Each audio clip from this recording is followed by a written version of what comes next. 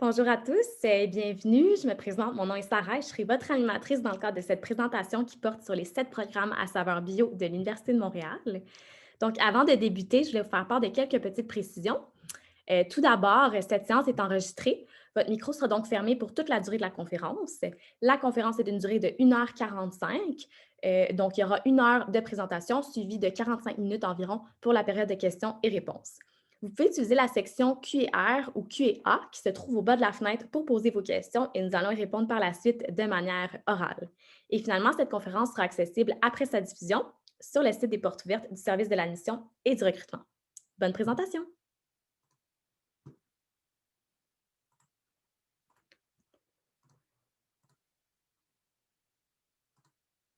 Bonjour à tous. Bienvenue à cette conférence sur les différents programmes à saveur bio de l'Université de Montréal.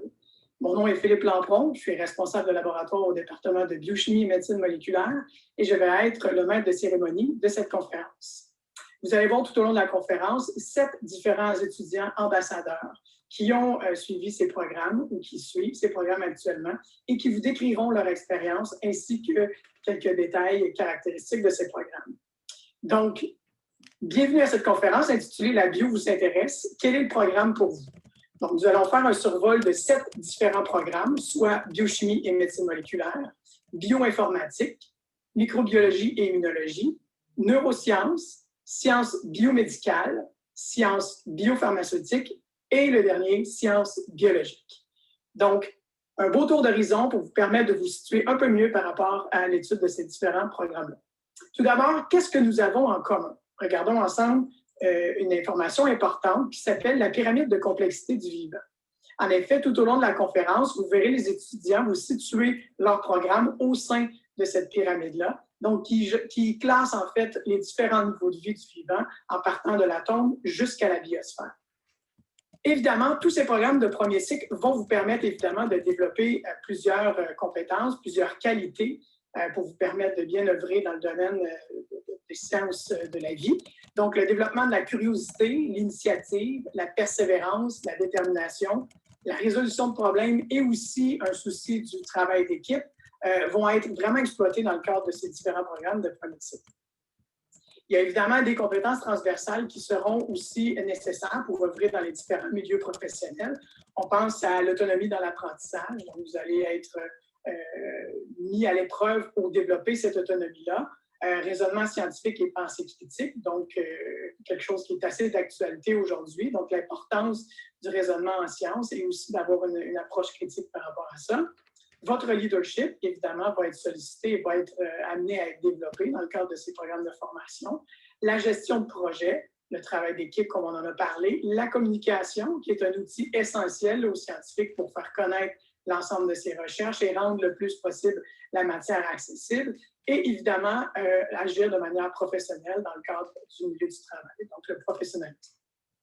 Évidemment, la formation requise pour accéder à ces programmes, il faut déjà avoir un intérêt, un bagage scientifique dès le secondaire. Donc, il faut avoir déjà aller chercher les options sciences en 5e secondaire. Certains étudiants peuvent avoir aussi eu la chance de faire des camps d'été en sciences, donc déjà une petite curiosité, petit intérêt pour le domaine scientifique.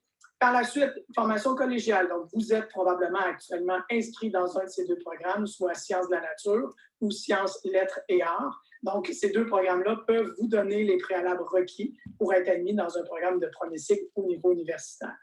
Et dans le cadre des formations universitaires, sachez qu'évidemment, on parle beaucoup plus du premier cycle dans le cadre de cette conférence, soit le baccalauréat, mais il existe également des programmes de cycle supérieur, soit la maîtrise et le doctorat, ainsi que la possibilité d'effectuer des stages post-doctoraux. Donc, formation universitaire très complète en lien avec ces différents programmes. Aussi, également, tous ces programmes de premier cycle vont vous proposer évidemment une formation de spécialistes qui vont être capables d'intégrer des équipes multidisciplinaires de recherche.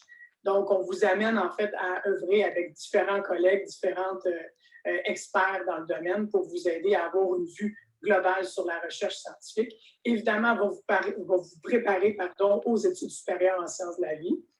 L'ensemble de ces programmes-là vous propose également des installations et des laboratoires d'enseignement qui sont à la fine pointe des avancées scientifiques en sciences de la vie. Donc, vous aurez des équipements, des infrastructures qui seront pleinement fonctionnels et pleinement optimaux pour vous permettre de bien comprendre, de bien apprendre la science expérimentale et évidemment une initiation à la communication scientifique et à la bioéthique, c'est-à-dire en fait l'utilisation de la science de manière éthique en respect de l'être humain et des êtres vivants, évidemment.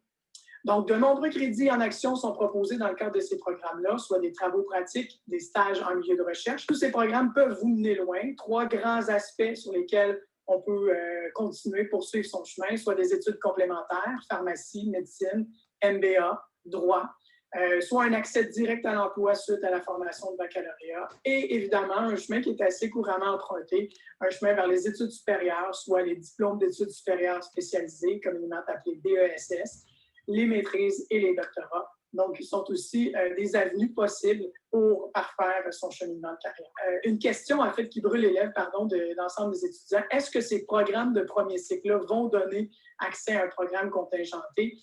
Évidemment, la réponse est oui, mais il y a un gros mais. Aucun programme ne peut le garantir. Donc, les programmes demeurent quand même contingentés, même si on est allé chercher une formation de premier cycle universitaire en sciences de la vie. Il faut donc avoir un plan B qui est valorisant et l'ensemble de ces programmes-là vous en proposent un excellent plan B. Donc, sans plus tarder, maintenant place aux étudiants qui vont vous expliquer leur cheminement ainsi que les différents programmes. Donc, je laisse la parole à Camille Laliberté qui va venir vous parler du baccalauréat en biochimie et médecine moléculaire. S'en suivront ensuite les autres étudiants.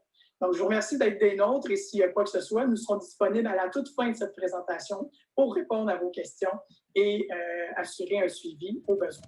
Donc, merci et bonne conférence. Bonjour à tous. Je vais vous parler du programme de biochimie et médecine moléculaire. Je m'appelle Camille et je suis diplômée du programme depuis 2019 et je suis maintenant étudiante à la maîtrise en biochimie. Est-ce que vous vous êtes déjà posé des questions comme comment la vie est-elle apparue sur Terre ou comment est-ce que l'environnement peut influencer l'expression de nos gènes? Comment est-ce que les cellules de notre corps peuvent communiquer entre elles?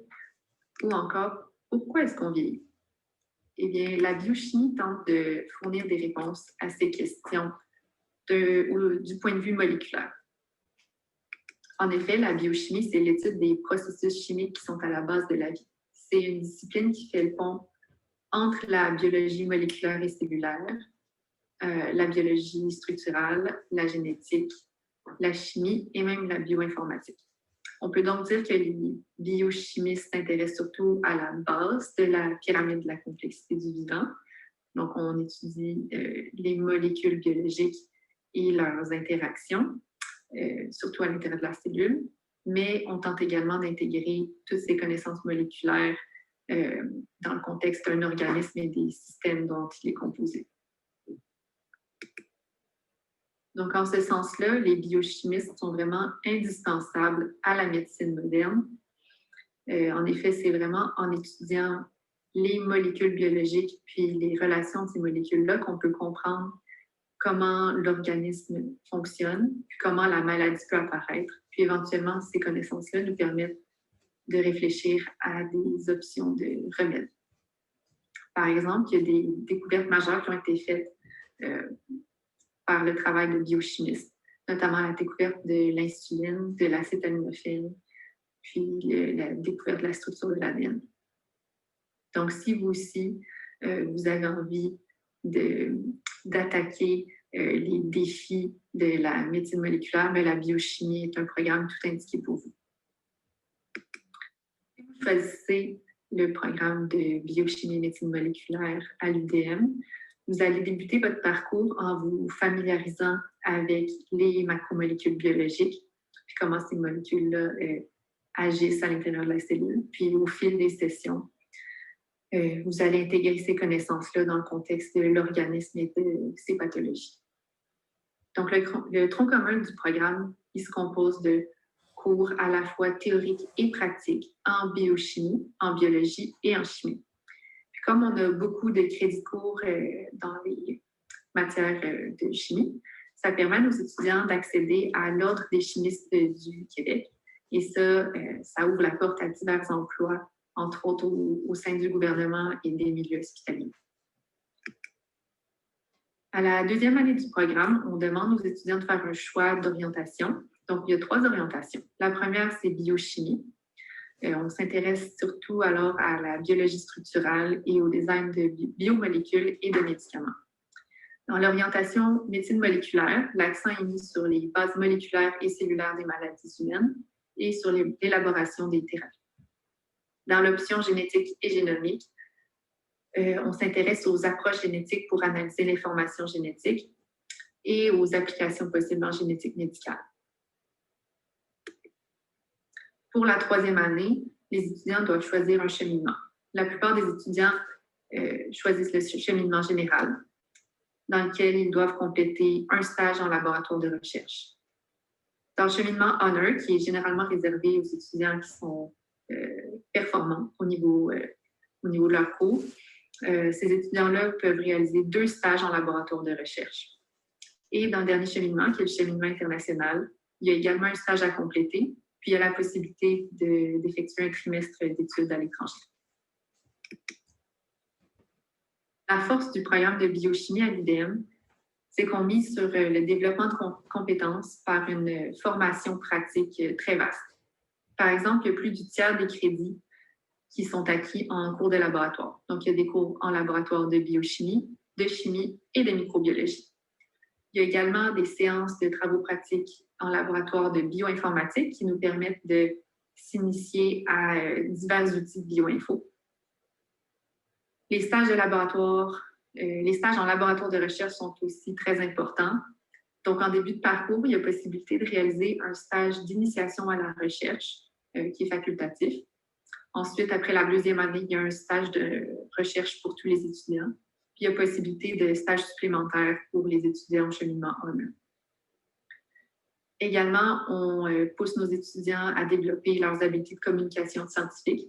Donc, ils s'exercent à l'analyse critique d'articles, la rédaction scientifique, la vulgarisation et aussi la présentation orale de données de recherche. Un autre aspect très important du programme de biochimie, c'est la vie étudiante qui est vraiment très dynamique. Une grande partie des activités sont organisées par l'association étudiante, qui est l'AEE-BCM. Parmi ces activités-là, il y a des activités académiques, comme le symposium de recherche.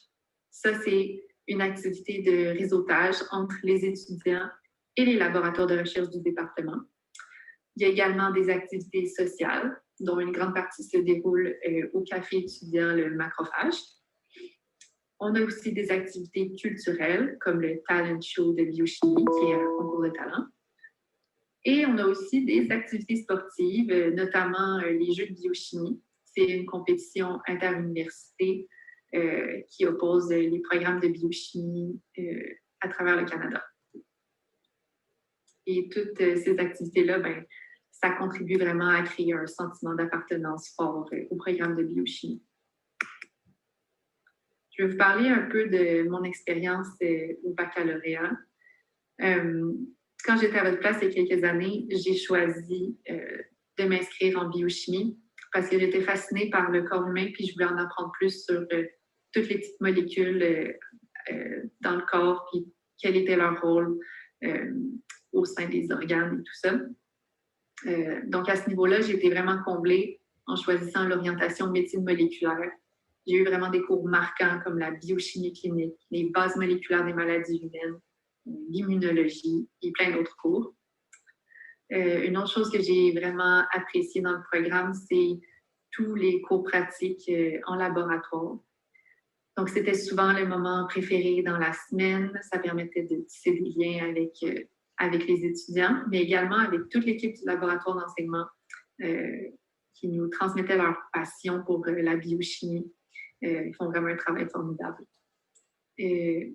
Par la suite, j'ai choisi de poursuivre mes études au cheminement Honor. Dans ce cheminement-là, j'ai eu la possibilité de faire 2 stages de recherche dans des laboratoires différents. Ça a été très formateur. Ça m'a aussi donné l'occasion d'assister à toutes sortes de conférences scientifiques qui ont vraiment nourri ma curiosité pour le domaine de la recherche. Au-delà des cours, ce qui a fait une différence aussi dans mon cheminement, c'est la vie étudiante. Donc, j'ai assisté et participé à beaucoup d'activités tout au long de mes études, mais je me suis aussi impliquée en tant que représentante de cohorte et au sein du comité du bal de finissant. Ça a été des expériences très enrichissantes pour moi.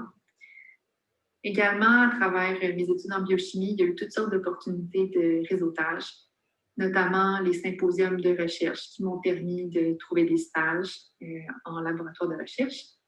Il y a eu aussi eu des soirées carrières qui ont été très inspirantes et motivantes. Et globalement, donc, mon parcours en biochimie, ça a été une expérience marquante et ça m'a poussée à poursuivre mes études à la maîtrise en biochimie. Donc, j'espère que cette présentation a su démystifier le programme de biochimie pour vous.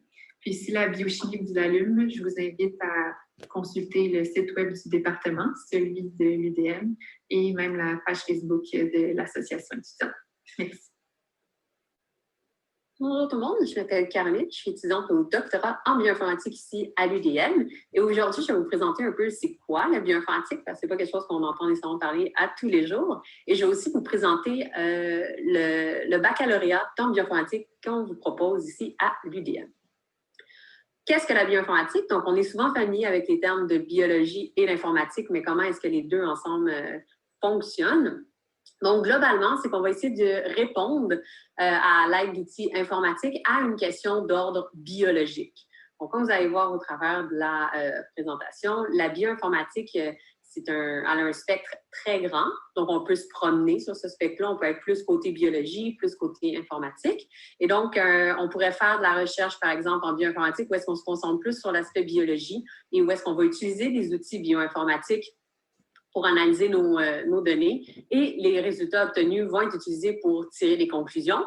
On pourrait aussi, à l'inverse, être plus du côté informatique et donc de développer des nouvelles méthodologies bioinformatiques qui pourraient être éventuellement utilisées dans des analyses de résultats biologiques.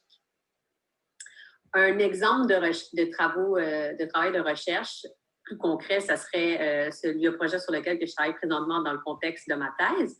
Donc, en collaboration avec des médecins et des biochimistes, des chimistes et des biologistes, on essaie de développer un nouveau médicament contre la leucémie. À l'étape où est-ce qu'on est rendu présentement, c'est qu'on est en train de tester plusieurs composés chimiques sur des cellules cancéreuses dérivées de patients et on essaie de voir lequel ou lesquels des composés chimiques sont en train d'inhiber la croissance de la tumeur.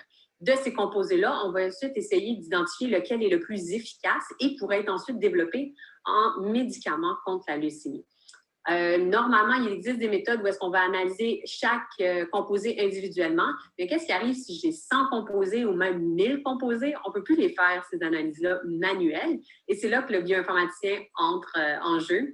Donc, on va développer des méthodes d'analyse qui vont être pouvoir appliquer un grand jeu de données. On va gérer les jeux de données. On va créer des banques de données. On va ensuite faire des outils pour accéder à ces données-là. Il y a aussi toute la question, comment est-ce que je fais pour identifier un composé, un bon composé comparé aux autres, puis c'est quoi ma certitude que ce composé-là est bon. Donc, on va utiliser plus des approches statistiques qui vont nous dire de tant de probabilité que ce composé-là soit éventuellement un bon médicament ou de tant de probabilité que ce composé-là ne soit pas un bon médicament. Et aussi, un autre aspect de ce projet-là qui est super intéressant, c'est un projet multidisciplinaire. On travaille avec, comme j'ai dit, des chimistes, des médecins. Ce que je développe n'est pas accessible, entre guillemets, à tout le monde. Donc, il faut rendre nos résultats et nos méthodes d'analyse accessibles à nos collaborateurs. Et pour faire ça, on va développer souvent des interfaces graphiques. Donc, comme là, on a sur la diapositive un exemple que c'est une interface web où est-ce que les collaborateurs vont rentrer leurs données et ça va leur retourner en arrière-plan. On roule les analyses sur nos serveurs et le résultat leur est redonné sous forme de tableaux, sous forme de graphiques. Donc, c'est des façons d'interpréter facilement les résultats. Donc, la bioinformatique, c'est un très gros travail d'équipe. Et qu'est-ce qu'on étudie en bioinformatique? Donc, si on retourne à la pyramide de complexité du vivant, on peut étudier, honnêtement, presque tout en bioinformatique, à savoir, comme j'ai parlé, moi, de cellules cancéreuses et de composés chimiques. On pourrait aller aussi plus étudier des photographies de tissus. Donc, par exemple, si j'ai un tissu de la peau, est-ce que je pourrais développer des méthodologies qui vont être capables de déterminer s'il y a un cancer qui est présent dans cet organe-là ou ce tissu-là? Si on est intéressé aussi par la population, on pourrait aller étudier les populations, l'effet d'un médicament ou l'effet d'une maladie sur une population en entier. Si on est plus, je donne beaucoup d'exemples côté santé, médecine, c'est là-dedans que je me spécialise un peu, mais on peut aller aussi en bioinformatique, plus du côté écologie, conservation aussi. À savoir, on peut étudier les communautés d'une certaine espèce animale. On pourrait aussi aller étudier les relations entre la faune et la flore dans une certaine niche, dans une localité précise sur le globe. Donc, c'est très large l'application de la bioinformatique, ce qui est le fun. Tu peux choisir ce qui t'intéresse le plus. Si on revient un petit peu rapidement à la définition de la bioinformatique, donc ça va être l'utilisation et le développement, deux mots-clés très importants, utiliser et développer des outils informatiques dans le but de répondre à des questions d'ordre biologique. Donc, quand on pense à développer des outils, on va penser aux outils qui sont plus des concepts mathématiques, des tests statistiques. Donc, ça va être utiliser ce qui est déjà là, puis essayer d'arrimer ensemble pour développer une nouvelle méthodologie. On va aussi parler d'algorithme. Un algorithme, c'est une recette un peu dans un langage de programmation qu'on est capable, qu'on va donner à un ordinateur pour essayer de compléter une certaine tâche. Et si on va plus du côté utilisation d'outils informatiques, on va parler d'interfaces, des interfaces graphiques, des interfaces web, comme on a parlé tantôt. Puis il y a aussi toute la semaine de méthodes de visualisation, donc rendre un résultat accessible à la compréhension pour plusieurs collaborateurs. Comme je vous ai dit, c'est flexible, la bioinformatique, c'est flexible, ça s'applique à beaucoup. Et il y a aussi un certain spectre de la bioinformatique. Et ce qui est intéressant à l'UDM, c'est qu'on vous permet de choisir, de vous positionner sur ce spectre-là. Il n'y a pas seulement un type de bioinformatique qui vous est enseigné et c'est vraiment libre à vous de faire de votre bac ce que vous voulez, un peu entre guillemets. Donc, il y a d'un côté, si on est plus intéressé par la biologie, on peut aller dans les formations qui sont plus des biosciences. Donc, on pense à génétique, médecine moléculaire. Si c'est plus l'informatique qui vous intéresse, on peut aller vers les formations de langage et conception de logiciels, puis l'informatique théorique et l'optimisation aussi. Et si c'est les stats qui vous intéressent plus et tout ce qui est en lien avec le machine learning puis l'intelligence artificielle, on a une formation qui s'appelle statistique et apprentissage machine aussi que vous pourriez prendre.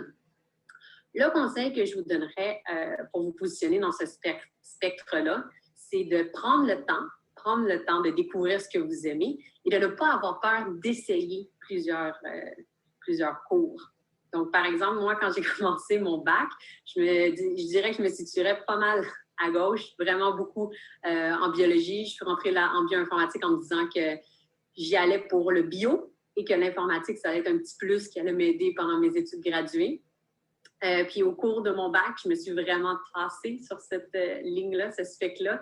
Puis maintenant, je vous dirais que je suis plus du côté informatique, statistique. Donc, vraiment, apprenez à connaître ce que vous aimez. Si on m'avait dit à mon premier jour de bac que j'allais faire une maîtrise et un doctorat, plus du côté informatique, j'aurais ri et sûrement pleuré parce que j'ai commencé mon bac avec aucune connaissance en informatique. Je ne savais pas programmer. Je ne connaissais pas grand-chose par rapport aux ordinateurs, à part clavier, souris. Donc, ayez pas peur d'apprendre des nouveaux trucs et ayez pas peur aussi d'essayer des nouveaux domaines. Il y a aussi que c'est très intéressant avec le bac en bioinformatique, c'est qu'on va vous donner beaucoup de théorie, mais on va aussi vous donner des outils pour le mettre en pratique. Donc, il y a un aspect de la formation qui est très axé sur la pratique. Donc, durant le baccalauréat en bioinformatique, il y a un tronc commun à tous les étudiants où est-ce que vous allez avoir des cours en informatique qui sont principalement donnés par le DIRO. Dans ces cours-là, vous avez des cours théoriques et vous allez aussi avoir des dry labs qui sont des séances de laboratoire informatique où est-ce que vous allez être devant un ordinateur, il va y avoir un enseignant ou un étudiant qui va vous aider à programmer. Donc, prendre un problème en langage courant et le traduire dans un langage de programmation.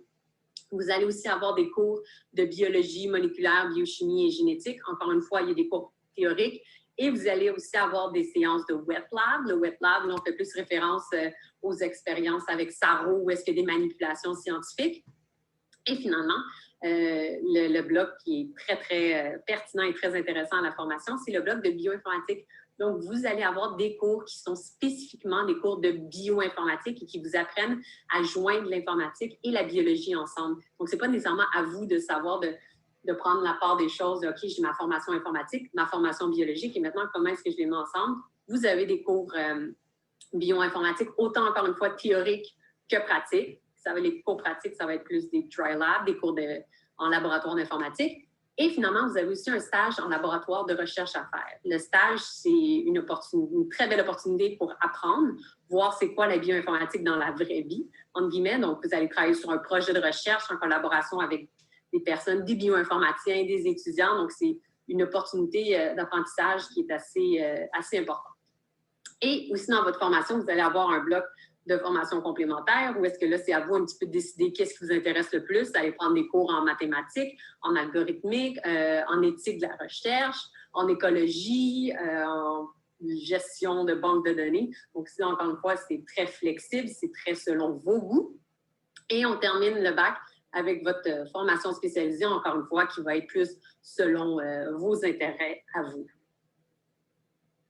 Pour les aspects qui vont être du Dry Lab, vous avez accès à plusieurs laboratoires informatiques physiques. Donc, il y a eu du département de biochimie et du DIRO. Et vous allez aussi avoir accès à plusieurs ressources informatiques et bioinformatiques. Donc, on va vous introduire à différents outils, à différents langages de programmation, ce qui est un gros plus quand tu arrives à ton premier stage ou même après ton bac, tu vas tout avoir ces connaissances-là, ces outils-là dans ta trousse d'apprentissage. Et en parlant d'après-bac, qu'est-ce qu'on fait après un bac en bioinformatique? Les opportunités sont quand même assez grandes.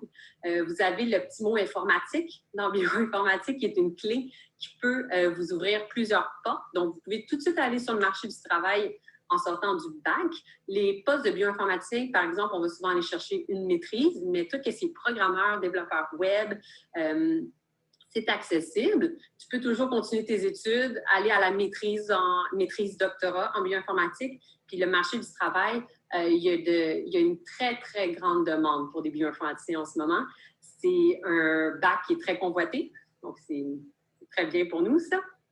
À savoir qu'il y a beaucoup d'avancement qui est fait côté biologie en laboratoire et il y a une très grande quantité de données qui est générée. Puis on ne sait pas toujours comment les analyser, comment les gérer, comment avoir toute cette quantité de données-là, puis les mettre dans une banque de données. Donc, c'est là que le rôle du bioinformaticien arrive. Et un autre gros plus, à Montréal, en ce moment, il y a un hub de bioinformaticiens. C'est un hot space pour la bioinformatique. On a beaucoup de personnes, beaucoup de chercheurs, même à l'UDM, qui sont assez bien reconnus. Puis, il y a aussi des chercheurs côté plus informatique qui maintenant s'intéressent beaucoup à l'informatique appliquée à la médecine, à la santé.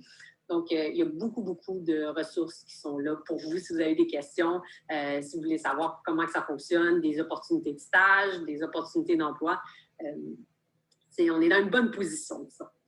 Donc, si vous avez plus de questions sur la bioinformatique ou même sur les programmes de l'UDM, je vous invite fortement à venir nous rencontrer au kiosque. Merci et bon après-midi à tous.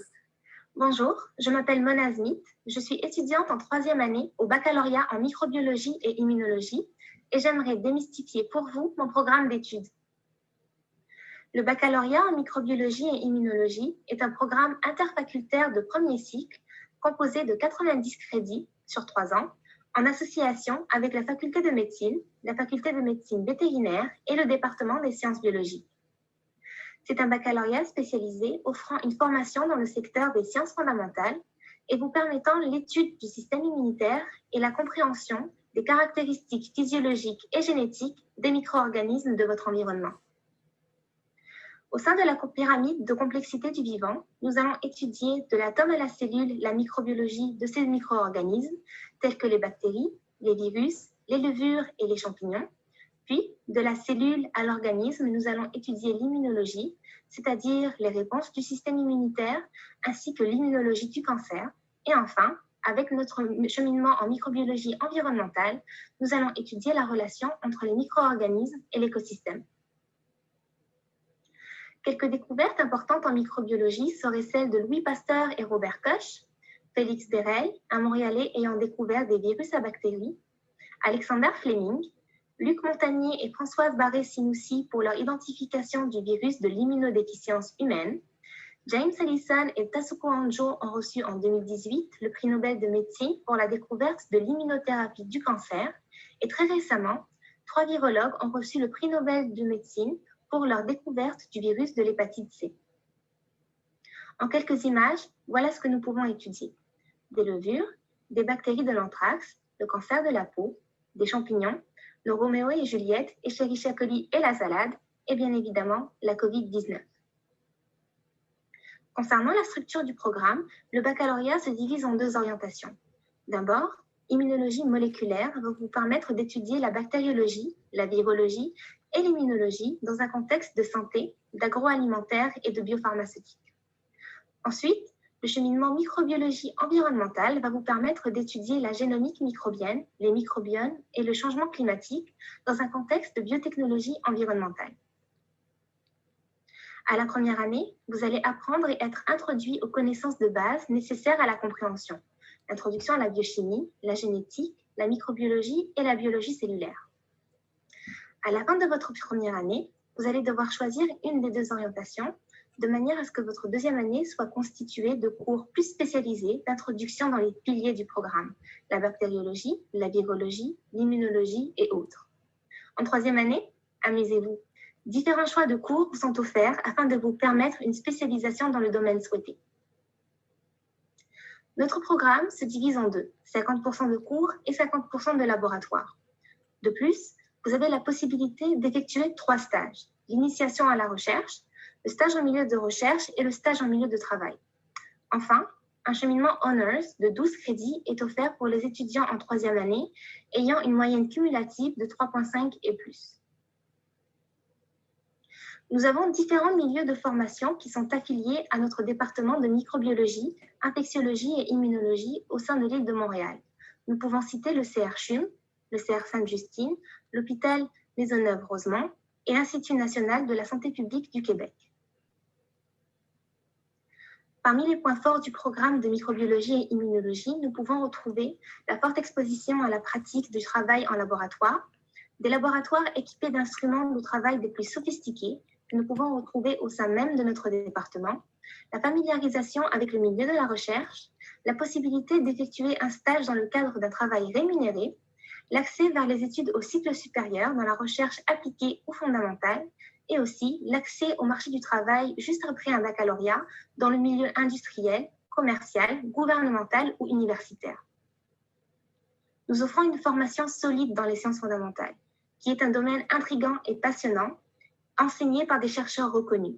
C'est un milieu diversifié et motivant, offrant une formation permettant l'ouverture de plusieurs portes. Nous avons aussi une association étudiante, la Génium, qui est à votre écoute et qui a un programme de tutorat et un comité de santé psychologique qui est là pour vous. Que fait-on après un baccalauréat? 62% de nos étudiants vont continuer leurs études, 60% se retrouvent au cycle supérieur, 16% vont changer de baccalauréat, 16% vont faire un doctorat de premier cycle, tel que le doctorat en médecine, le doctorat en médecine dentaire, le doctorat en médecine vétérinaire et autres. 36% de nos étudiants sont en emploi et 84% sont en lien avec le programme, ce qui est un taux très élevé de placement. Venez nous rencontrer. J'espère vous avoir aidé à connaître un peu plus sur le programme de microbiologie et sur sa beauté. N'hésitez pas à nous écrire sur notre Facebook de la Gémium, qui est notre association étudiante. Vous pouvez trouver plus d'informations sur le programme sur le site internet du département microbiologie.umontréal.ca et avoir plus d'informations sur la structure du programme dans le site de l'admission. Johnny? Donc, bonjour à tous, je m'appelle Véronique Laplante, je suis étudiante au doctorat en pharmacologie ici à l'Université de Montréal et aujourd'hui, je suis ici pour vous parler du baccalauréat en sciences biomédicales duquel j'ai gradué en 2008. Donc, pour commencer, qu'est-ce que les sciences biomédicales? Qu'est-ce que ça fait dans la vie? Donc, les sciences biomédicales, c'est les sciences de base qui vont vous permettre de comprendre le fonctionnement normal et pathologique du corps humain. Les sciences biomédicales vont vraiment couvrir tout ce qui touche de près ou de loin au corps humain. Donc, ils vont commencer très bas sur la pyramide de complexité du vivant avec la biologie cellulaire, la biologie moléculaire, la biochimie. Et on va monter graduellement jusqu'à atteindre l'organisme au complet en passant par tous les systèmes du corps humain, donc le cœur, les reins, les poumons. On fait de la neurologie, on fait de la génétique. Et on va finir avec des sujets qui vont couvrir l'organisme en entier, donc la toxicologie, la pharmacologie, l'endocrinologie, etc. Donc, les objectifs du baccalauréat sont de vous offrir une formation scientifique rigoureuse axée sur l'organisation du vivant à l'échelle moléculaire et cellulaire, sur les systèmes de l'organisme humain, la pathologie et la pharmacologie, et sur les mécanismes de réaction de l'organisme aux agents physiques, chimiques et biologiques. Le baccalauréat en sciences biomédicales va également vous offrir plusieurs séances de travaux pratiques en laboratoire pour vous permettre d'apprendre les techniques courantes dans les diverses disciplines. Donc, c'est environ 1 à 2 cours par session qui vont être offerts en présentiel en laboratoire. Le baccalauréat en sciences médicales va également vous permettre de développer des habiletés de communication orale et d'analyse critique de travaux scientifiques et va vous offrir une introduction à l'éthique en recherche. Donc, le programme est structuré en 2 blocs. Donc, un bloc A qui va couvrir les 2 premières années du baccalauréat. Ce premier bloc-là est composé de 60 crédits de cours obligatoires. Donc, durant vos 2 premières années, la cohorte en entière va suivre exactement les mêmes cours. Et c'est après, durant votre 3e année, que vous allez pouvoir vous spécialiser dans l'une des 8 orientations offertes par le programme, soit sciences biomédicales, perfusion extracorporelle, pharmacologie, sciences neurologiques, physiologie intégrée, pathologie et biologie cellulaire, sciences de la vision et sciences de l'audition. Donc, votre 3e année est composée de 2 sessions. Une session à l'automne qui contient 15 crédits de cours à choix ou à option. Donc, c'est des cours que vous allez choisir en fonction de l'orientation que vous avez choisie.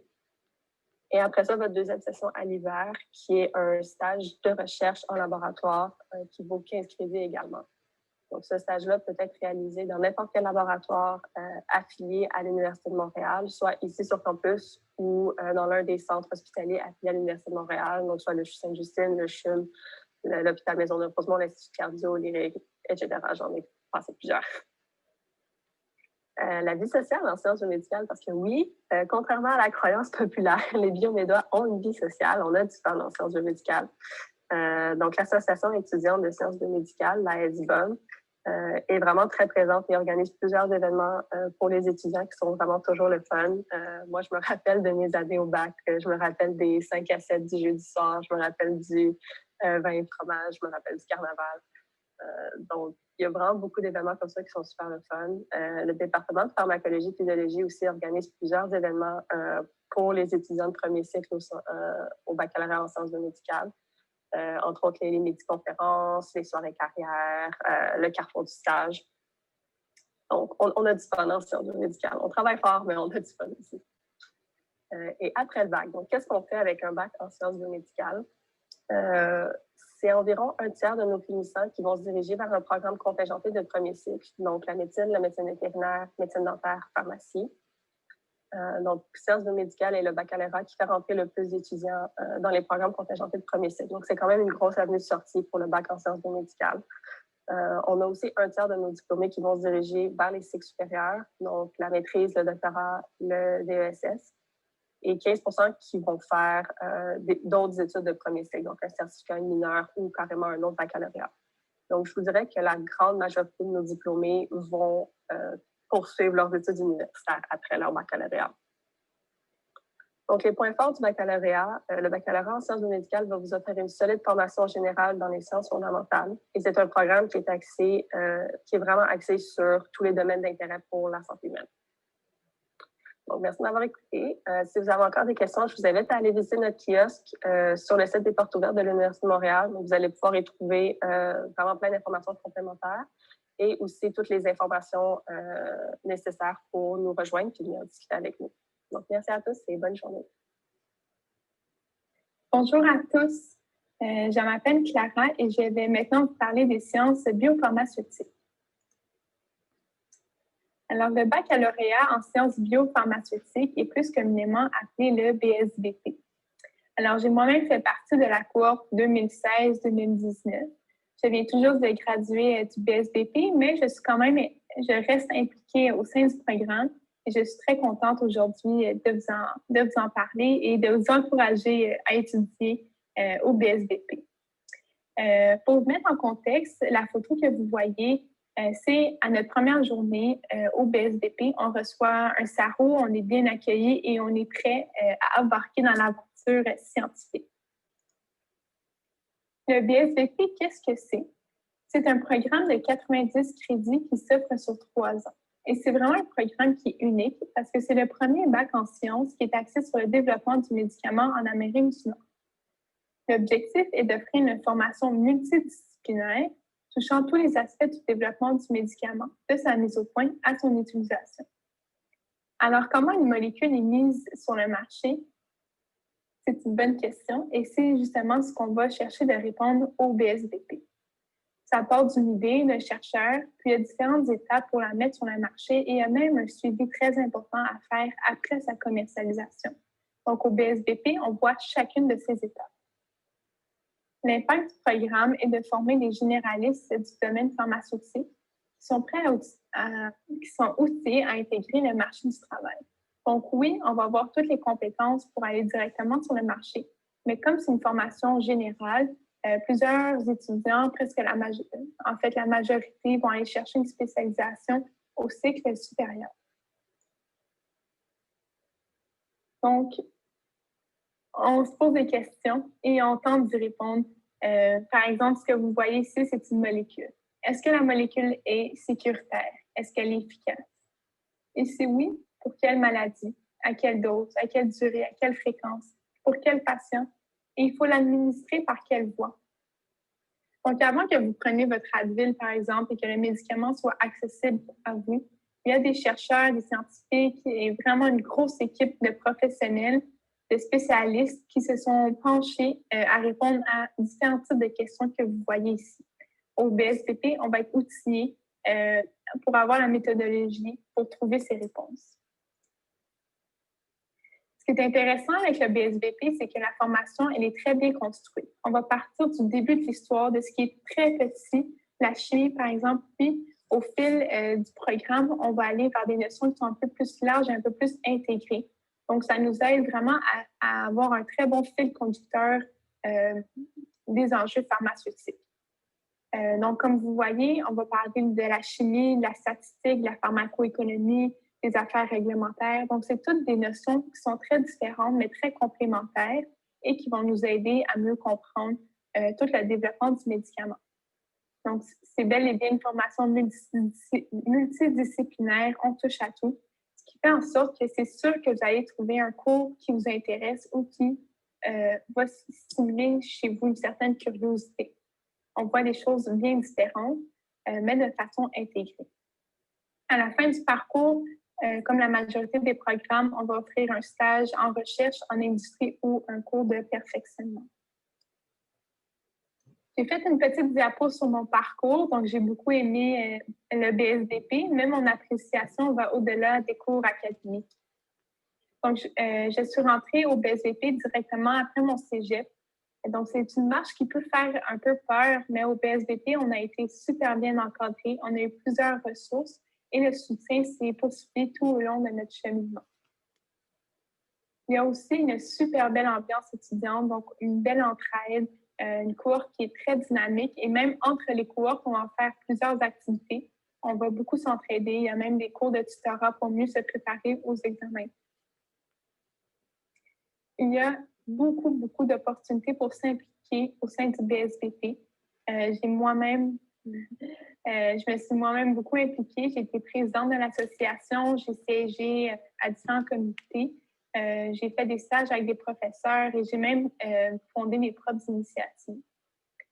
Ce que je retiens, c'est que les membres de la direction sont vraiment à l'écoute des étudiants, qui sont prêts à recevoir nos commentaires et à s'ajuster pour mieux nous soutenir.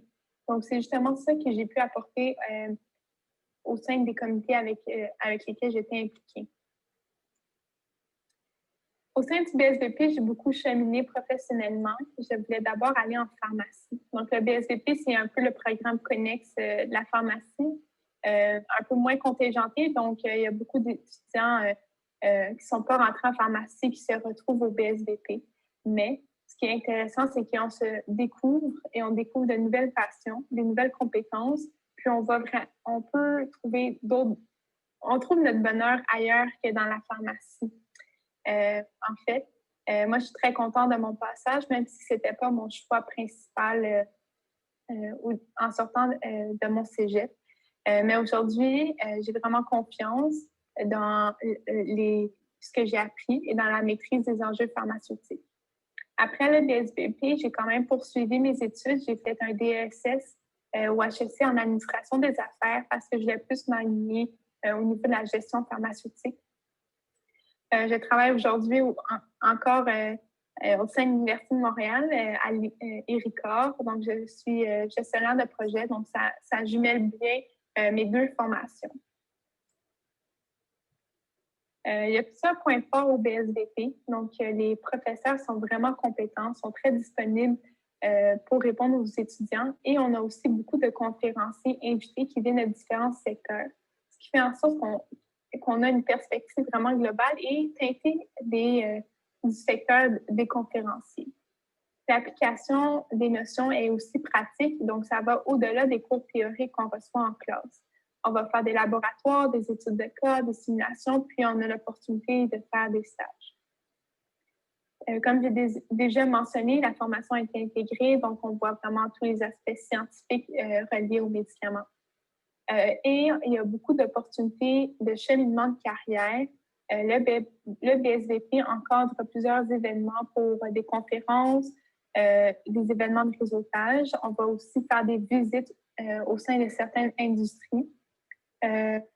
Donc, de façon générale, on a beaucoup d'opportunités pour développer notre réseau de contacts et de savoir qu'est-ce qui peut nous attendre après le BSBP. Et justement, quelques statistiques. Donc, plus de 70% vont continuer au cycle supérieur, que ce soit relié aux médicaments ou en recherche. 27% vont continuer vers des programmes qui sont un peu plus contingentés, comme la pharmacie, la médecine et le droit. Donc, on peut voir que le BSBP reste un tremplin, mais peut offrir également des belles opportunités de carrière. 3% accèdent directement à l'emploi. J'ai mis plusieurs photos pour vous montrer la grande variété des organisations auxquelles les étudiants gradués peuvent s'impliquer. Il y a des petites entreprises, des grandes entreprises, des secteurs académiques, privés, publics. Il y a des laboratoires dermatologiques, il y a des centres de recherche, il y a donc, il y a des belles perspectives d'emploi qui vous attendent. Donc, je vous remercie. J'ai mis mon courriel si jamais vous avez des questions. On n'a pas pu échanger directement. Donc, je vous invite à m'écrire si vous avez des questions. Bonne journée. Merci beaucoup. Bonjour à tous. J'espère que vous allez bien. Moi, c'est Laurence Giroux. Aujourd'hui, je vais vous présenter le bac en neurosciences. J'ai fait le bac en 2016 à 2019. J'ai été super impliquée dans l'ASSO tout au long de mon parcours. J'ai été coordonnatrice aux affaires académiques pendant 2 ans pour ensuite être présidente de l'ADENOM à ma dernière année. Donc, je vais vous parler un peu plus du programme. Là, pour l'avoir vécu, je pourrais en discuter plus avec vous. Maintenant, je fais la maîtrise en développement du médicament à l'Université de Montréal aussi. Et je suis contente vraiment d'avoir l'opportunité de présenter le programme parce que ça a eu un impact important dans mon parcours. Puis c'est un programme super intéressant. Donc, je suis contente d'être avec vous aujourd'hui pour vous le présenter. Donc, premièrement, moi, ce qui m'intéressait beaucoup des neurosciences, c'était le mystère un peu derrière le cerveau, comment ça fonctionne, comment on fait pour marcher, qu'est-ce qui se passe quand les gens ont le Parkinson, l'Alzheimer, on en entend beaucoup parler, puis je trouve que c'est tellement une machine mystérieuse et il y a tellement à apprendre que moi, je suis quelqu'un qui adore apprendre, donc je me suis dit, je vais en avoir... Je vais avoir beaucoup de choses à voir, c'est sûr, avec les neurosciences. Donc, si on regarde ça plus en détail, donc c'est quoi les neurosciences? Bien, c'est les sciences du cerveau, du système nerveux. Donc, on va essayer de déterminer comment on perçoit, comment on agit, comment on pense, comment on apprend, comment on se souvient, tellement de choses qu'on fait. Donc, il y a beaucoup à déterminer, à apprendre, à comprendre. Puis vous pouvez voir, il y a différentes sphères des neurosciences. Ça se combine de différentes façons. Il y a tout l'aspect qui est moléculaire. Il y a un aspect génétique, développemental, cellulaire, systémique et intégratif, comportemental, cognitif, computationnel. Il y en a vraiment pour tous les goûts. Il y a beaucoup, beaucoup de sphères. Puis c'est ça que je trouve intéressant parce que tout au long du programme, on va avoir une idée de toutes ces sphères-là puis essayer de comprendre chacune d'elles. Donc, si moi, par exemple, j'aime un peu moins le moléculaire, mais j'adore le computationnel, je me rends compte que j'aime beaucoup le cognitif, bien, ça peut m'orienter pour mon stage futur. Puis, ça nous permet de voir un peu de tout, comme ça, on sait qu'est-ce qui nous intéresse un petit peu plus. Pour parler un petit peu plus du baccalauréat, c'est un programme qui a débuté en 2013, donc c'est un jeune programme quand même. C'est le premier programme de bac en français en Amérique du Nord. Les objectifs, c'est sûr que c'est une formation qui va toucher les différents niveaux d'organisation et le fonctionnement du système nerveux. On passe de la molécule jusqu'au niveau cognitif, comme on a vu toutes les sphères, puis du normal au pathologique. Donc, on va voir tous les fonctionnements normaux et même lorsqu'il y a des pathologies, comme je parlais, le Parkinson ou l'Alzheimer, par exemple. Donc, c'est super intéressant de voir tout ça. Donc, pour ce qui est de la structure, c'est un bac de 3 ans, c'est possible de le faire en 2 ans et demi. La première et la deuxième année, c'est surtout des cours obligatoires. Donc, on va voir les différents concepts, on va voir les différentes sphères. Comme je vous ai parlé, c'est important d'avoir une bonne base pour pouvoir, à la 3e année, pousser un petit peu plus loin. Donc, on va avoir une formation de base dans tout ce qui est biochimie, biologie, génétique, pathologie, pharmaco, physio, psycho, pour après pouvoir pousser un petit peu plus à l'année 3. À l'année 3, dans le fond, il y a le cheminement général ou le cheminement honor. Pour ce qui est du cheminement général, il se fait en 3 blocs de cours à option. Donc, il va y avoir 3 domaines, puis on peut choisir des cours dans ces différents domaines-là. Donc, comme je vous parlais, il va y avoir il y a toutes les différentes sphères des neurosciences. Donc, quand on en aime une un petit peu plus, on va pouvoir choisir des cours à option qui sont dans ces sphères-là. Donc, c'est super intéressant. Il y a le bloc neurosciences cellulaires moléculaires, neurosciences des systèmes et cognitifs et neurosciences et santé. Et aussi, à la 3e année, il va y avoir un stage obligatoire en recherche, comme j'ai mentionné. Donc, ça, c'est vous qui le choisissez. Vous le faites en fonction de ce qui vous intéresse, en fonction des différents chercheurs qui sont là aussi. Donc, c'est super intéressant d'avoir ce choix-là. Pour ceux qui sont un petit peu plus visuels comme moi, je vous ai résumé le bac en petites icônes comme ça. Donc, la première session, c'est sûr qu'on va toucher un petit peu au cerveau, mais un petit peu moins que le reste des sessions parce que ça prend une bonne base. Ensuite de ça, de plus on évolue, plus on va toucher aux neurosciences et à toutes les sciences du cerveau. Et au fil des sessions, vous pouvez voir la session 5, c'est souvent la session de stage parce que c'est possible de faire le stage à l'été. Donc, on peut faire le bac en 2 ans et demi, c'est pour ça. Donc, les stages, c'est vraiment dans le choix que vous voulez. Vous pouvez y aller en vision, Alzheimer, vous pouvez y aller plus clinique, plus computationnel. Donc, on a vraiment pour tous les goûts. Ensuite, moi, ce que j'ai aimé beaucoup de mon parcours en neurosciences, c'était le sentiment d'appartenance et l'ambiance aussi avec les autres étudiants. C'est vraiment une petite famille. C'est super agréable parce que c'est des petites cohortes. Puis tout le monde se tient ensemble parce que c'est un programme assez difficile, mais on apprend tellement, puis ça nous donne une bonne discipline, une bonne rigueur. Et le fait de faire tout ça ensemble, il y a beaucoup, beaucoup d'entraide au fil des années. C'est super agréable d'être ensemble de cours en cours. Puis aussi, qu'est-ce qui est intéressant, c'est que la direction et le département sont super présents pour nous. Donc, ils sont super ouverts quand on leur propose des idées ou quand on rencontre des problèmes, ou peu importe, sont là pour nous. Et tout ce qui est de la nouveauté du programme, puis des neurosciences, on en entend de plus en plus parler. Donc, c'est quelque chose de nouveau, puis de super stimulant et intéressant. Donc, je dirais que c'est les grands avantages du programme. Et les perspectives d'avenir, dans le fond, ça, je vous en ai mis quelques exemples, mais c'est il y a vraiment beaucoup d'opportunités de carrière avec le programme de neurosciences. Vous pouvez aller voir sur le site de l'ADENOM, on avait fait un document des perspectives d'avenir après un programme en neurosciences. Donc, si c'est quelque chose qui vous intéresse de voir, parce que c'est une question qui revenait souvent de la part des étudiants. Donc, n'hésitez pas à aller voir sur le site de l'ADENOM, c'est adenom.org. Mais ça vous donne une petite idée là, de nos étudiants, ils sont rendus où après le programme, etc. Si vous avez des questions, n'hésitez pas à m'écrire par courriel. Vous pouvez écrire au Facebook de l'ASSO. C'est sûr qu'on va répondre à toutes vos questions. On espère. J'espère que c'était assez clair, mais n'hésitez pas à m'écrire si vous avez des questionnements ou autres. Merci. Bonjour à tous, donc, mon nom est Rudy Lucier. Je suis candidat au doctorat en neurophysiologie au département de sciences biologiques. Et aujourd'hui, je suis là pour vous parler du baccalauréat dans ce département. Donc, on va commencer par énumérer quelques biologistes qui sont assez célèbres. Le plus connu, évidemment, ça va être Charles Darwin, qui a mis au point sa théorie de la sélection naturelle, qui va très bien avec la théorie de l'évolution. Parmi les autres biologistes qui sont assez connus, on va retrouver Gregor Mendel, qui est après le père de la génétique moderne avec ses travaux sur les pois. Et on retrouve évidemment aussi Rachel Carson. Rachel Carson, elle a éventuellement mené à l'interdiction de l'utilisation du DDT aux États-Unis, qui était un insecticide particulièrement toxique, autant pour l'humain que pour les écosystèmes dans lesquels il était utilisé.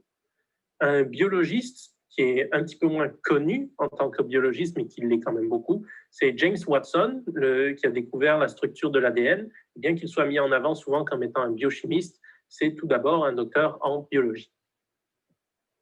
Donc, quelques mots sur le département de sciences biologiques. C'est un département qui a été fondé en 1921.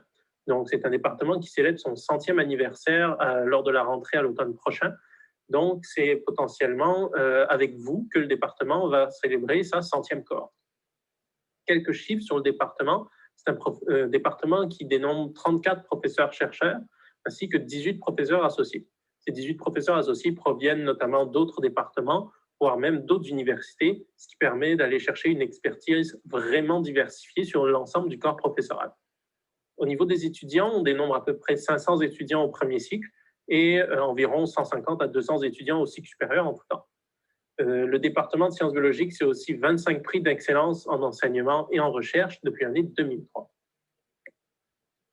Donc, autant qu'on est un corps professoral qui est très engagé et très dynamique au niveau du département, l'ambiance qui y règne, c'est vraiment une ambiance conviviale, une ambiance familiale avec une entraide entre les étudiants. Cette entraide et cette ambiance très familiale entre les étudiants, elle est mise en avant tout d'abord par les stages qu'on vous offre. Donc, comme vous pouvez le voir, c'est vraiment assez informel en pleine nature. Ça peut se dénombrer aussi au niveau du bio-show, qui est un talent show avec les étudiants et avec une participation de certains professeurs. On a aussi beaucoup d'interactions avec les sports, donc les interfacs, les sports à l'intérieur même du département. Et même si c'est un petit peu moins d'actualité ces temps-ci, on a beaucoup de 4 à 9, que ce soit entre vous ou avec les cycles supérieurs pour essayer de créer certains liens, voire même ce qu'on appelle les interbios, donc des rassemblements multi-universitaires avec toutes les universités du Québec. Donc, au niveau des cours et des structures qui sont associées au département, vos cours ou votre vie étudiante va principalement se passer sur 4 bâtiments. Le premier, c'est le bâtiment principal, donc le pavillon Roger Gaudry sur la montagne. C'est le plus vieux bâtiment de l'UDM. Et ensuite, on va avoir 2 instituts qui sont associés au jardin botanique, donc l'Institut de recherche en biologie végétale, l'IRBV, et le Centre sur la biodiversité de l'UDM. Donc, ces 2 instituts-là sont vraiment des instituts de recherche qui vont être en partenariat constant avec le jardin botanique, notamment pour construire des cours ou des travaux pratiques qui vont vous permettre d'aller échantillonner de temps en temps dans le jardin. Donc, ça se peut que vous ayez à vous rendre au jardin botanique pour avoir quelques cours. Et le petit avantage d'être étudiant, c'est que vous avez la visite du jardin botanique gratuite. Notre nouveau jouet, j'appelle ça un jouet évidemment, au département, c'est ce qu'on appelle le Campus 1000, donc le nouveau complexe des sciences. C'est tout beau, c'est tout neuf. Et la raison pour laquelle j'appelle ça un jouet, c'est parce qu'on a une bibliothèque qui est vraiment refaite à neuf, de A à Z. Et c'est une bibliothèque qui est vraiment, qui a mis l'accès sur les outils technologiques. Ce que j'entends par outils technologiques, on va avoir des studios d'édition vidéo, on va avoir des studios d'enregistrement, un studio de visualisation. Vous avez un mur complet qui est constitué d'écrans tactiles sur lesquels vous pouvez visionner vos travaux pratiques ou ce genre de choses-là. Et on a même une salle de réalité virtuelle. Et cette salle de réalité virtuelle est à votre disposition. Vous pouvez y aller quand vous voulez. Et c'est même un outil qu'on va potentiellement essayer d'intégrer dans certains cours et dans certains travaux pratiques. Un exemple de ce que vous pouvez faire avec ce studio de réalité virtuelle, vous pouvez par exemple vous amuser à prendre le rôle d'un globule rouge et parcourir les vaisseaux sanguins du corps humain en réalité virtuelle. Le dernier bâtiment qui est associé au département de sciences biologiques, c'est la station de biologie des Laurentines. Donc, c'est une station de recherche qui se situe à Saint-Hippolyte. Et cette station de recherche, elle va être très intéressante, notamment pour avoir certains cours, certains stages et des retraites de rédaction. Donc, vous allez avoir certains cours et certains stages qui se donnent là-bas, mais vous pouvez aussi aller faire une réservation sur le week-end pour aller rédiger des rapports, pour aller étudier. C'est ce qu'on appelle les retraites de rédaction. Une des choses qui est très intéressante avec les stages qui se situent à l'SBL, c'est que ce sont des stages intensifs de 10 jours à peu près, dans lesquels vous pouvez amasser 3 crédits. Donc, comme vous pouvez le voir sur les photos, vous allez avoir des stages d'écologie forestière, d'animaux terrestres, ou des stages de limnologie, ichtyologie, qui est l'étude des lacs et des poissons. Et pendant ces stages-là, vous allez être 10 jours sur la station, vous allez faire de l'échantillonnage, vous allez prendre de l'équipement, vous allez aller sur le terrain, analyser les résultats et les échantillons sur place dans les laboratoires. Et en 10 jours, vous avez fait 3 crédits, ce qui peut être très intéressant pour essayer de raccourcir ou alléger vos sessions. Donc, un autre mot un petit peu sur les cours en tant que tels, ou la matière qui va se donner dans le programme de sciences biologiques. C'est une discipline qui va s'intéresser vraiment à toute la pyramide du vivant. C'est aussi une discipline qui va être spécialisée dans l'étude de la relation entre les êtres vivants, que ce soit entre eux, donc c'est ce qu'on appelle l'éthologie, avec leur environnement, ce qu'on appelle l'écologie. C'est aussi une discipline qui va s'intéresser au fonctionnement individuel des organismes. Donc ça serait plutôt la physiologie. Donc au niveau de la pyramide du vivant, vous allez avoir des cours qui vont toucher à toute cette pyramide-là. Et à partir de votre 2e année, on va vous demander éventuellement de choisir une spécialité. Donc, dans le programme de sciences biologiques, vous allez avoir 3 spécialités. La première, c'est la biologie moléculaire et cellulaire, qui va s'intéresser notamment au bas de la pyramide du vivant. Donc, la cellule, les organelles, la molécule et les atomes. Vous avez ensuite la branche physiologie animale et végétale. Donc, ça va être vraiment la spécialité qui va s'intéresser plus au fonctionnement de l'organisme complet, les systèmes qui vont composer ces organismes-là, les différents tissus, les différents organes, tout ça. Et vous avez la branche biodiversité, écologie, évolution, qui va plus s'intéresser à étudier les organismes entre eux et à l'intérieur d'un certain environnement, dans une situation ou une population. Donc, c'est un programme qui est extrêmement flexible et qui est aussi une porte ouverte vers la recherche et l'emploi. La raison pour laquelle le programme est extrêmement flexible, c'est que dans votre première année, on va vous donner éventuellement un horaire qui est préfet. Cet horaire préfet, en fait, va englober la plupart des cours obligatoires. Donc, dans le programme, vous avez 35 crédits obligatoires. Ces cours obligatoires-là sont répartis sur l'ensemble de la pyramide du vivant. L'avantage d'avoir ces crédits obligatoires-là et de les faire éventuellement au plus possible dans votre première année, c'est que votre première année, comme ça, vous donne une idée de tout ce qui va se passer dans les différentes branches des spécialités pour vous donner une meilleure idée de la spécialisation que vous voulez choisir en 2e et 3e année. Donc, dans la première année, vous allez avoir des cours qui vont des cours d'évolution et d'écologie, d'environnement, à des cours de biomol, biocell, génétique, etc. En 2e et 3e année, vous allez avoir vraiment des cours qui sont associés à votre spécialité, donc biodiv, physio ou biomol, biocell. Mais comme vous avez, c'est des cours qui sont organisés en bloc, vous avez tout de même l'option de choisir des cours qui sont dans les autres spécialités. Donc, vous allez avoir une majorité des crédits dans votre bloc à vous, mais vous pouvez aller aussi explorer des cours dans les autres blocs s'il y a des cours ou de la matière qui vous intéressent. Vous avez énormément de liberté, en fait, sur la façon dont vous créez votre horaire.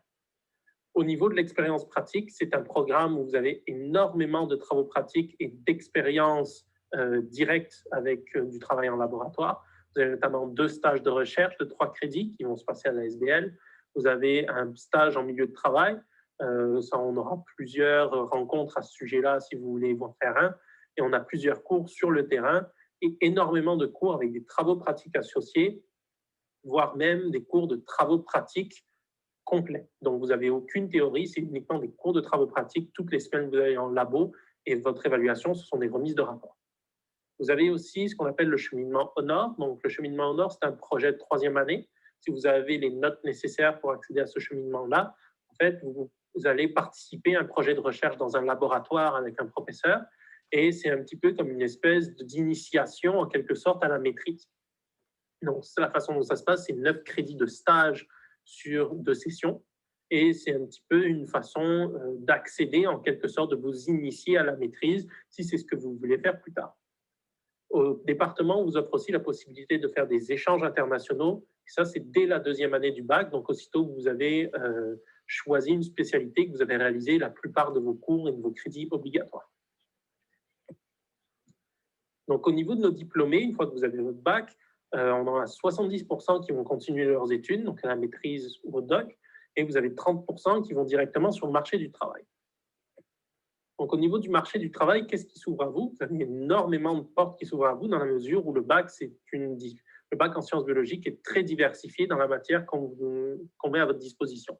Donc, vous pouvez aller travailler, par exemple, pour des agences de brevets, pour la bio-industrie. Vous pouvez aller travailler en agrobiologie, en aquaculture. Vous pouvez aller travailler en foresterie. Vous pouvez aller travailler dans des entreprises pharmaceutiques. Vous pouvez travailler en tant que témoin expert, en tant que consultant en éthique animale ou végétale. Vous pouvez travailler dans les instituts de recherche, j'en passe, etc. Vous avez évidemment des travails d'analystes en recherche, en laboratoire. Vous avez énormément de portes qui s'ouvrent à vous. La différence qu'il va avoir, par exemple, entre quelqu'un qui va aller sur le marché du travail avec son bac ou avec une maîtrise, c'est que la différence entre les deux, c'est qu'avec une maîtrise, vous avez plus une idée de gestion de projet, de comment gérer un projet.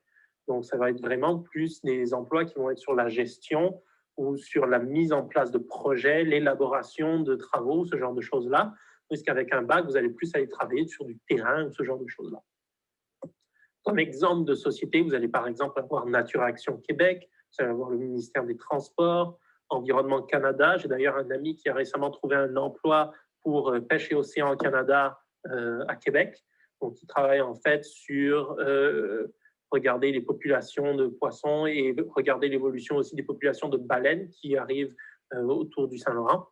Vous pouvez aller travailler pour Hydro-Québec, pour le développement durable au Canada ou au Québec, les infrastructures Canada, par exemple. Vous pouvez aller dans les sociétés pharmaceutiques comme Pharmascience, Sanofi et j'en passe. Donc, pour résumer, le bac en sciences biologiques, c'est un bac qui vous donne énormément de possibilités, mais c'est aussi un bac qui vous permet de trouver ou peut-être découvrir une passion que vous n'aviez pas par la diversité de cours qu'on vous offre. Le premier exemple que je peux vous donner, c'est le mien. Je suis rentré au bac avec l'intention de devenir généticien et au final, avec les cours de première année, je suis tombé amoureux de la physiologie. En 2e année, avec les cours de neuro et tout ça, je suis tombé amoureux du cerveau. Et aujourd'hui, je fais mon doctorat au département en neurophysiologie. Donc, c'est vraiment un bac qui peut vous ouvrir les yeux sur quelque chose que vous ne connaissiez peut-être pas avant. Et c'est un bac dans lequel on va pouvoir vous accompagner dans tout ce que vous faites. Donc, c'est quelque chose que je vous recommande énormément. Si vous avez plusieurs questions, vous pouvez me contacter. J'ai laissé mon adresse courriel dans la page de présentation du programme. Et pour moi, ce fut un plaisir de vous présenter ce programme-là. Et je vous souhaite bonne chance dans vos applications pour la rentrée prochaine.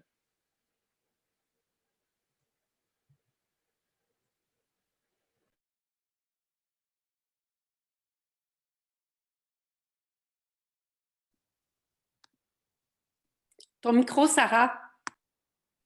Désolée.